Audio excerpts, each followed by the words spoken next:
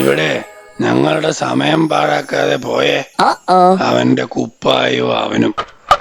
ഡിങ്കനും കൂട്ടരും മണിയനെ ഒരുപാട് പരിഹസിക്കുകയും കൂടെ കൂട്ടാൻ വിസമ്മതിക്കുകയും ചെയ്യുന്നു.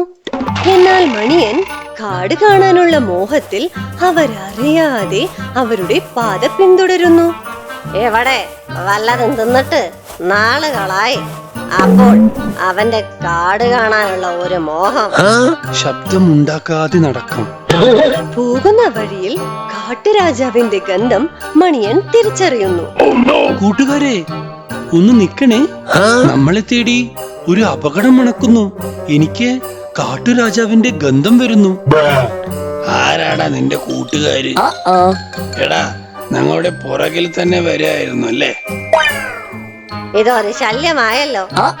മര്യാദക്ക് ഇവിടെ നിന്ന് പോകുന്നതാണ് നല്ലത്. ദയവായി ഞാൻ പറയുന്നത് കേൾക്കൂ. അവൻ പറയുന്നത് ചിലപ്പോൾ സത്യമായിരിക്കും. നമുക്ക് അവൻ പറയുന്നത് കേൾക്കാം. സാറ, നിനക്കിതെന്തു പറ്റി? നമ്മൾ കാട് കാണുന്നതിന്റെ അസൂയയിൽ ഓരോന്ന് പറയുന്നതാ. അതെ സാറാ, നീ അവൻ പറയുന്നതൊന്നും വിശ്വസിക്കണ്ട. ഞങ്ങൾക്ക് ഭയങ്കര ഘ്രാണശക്തിയാണ്. എന്നെ വിശ്വസിക്കൂ.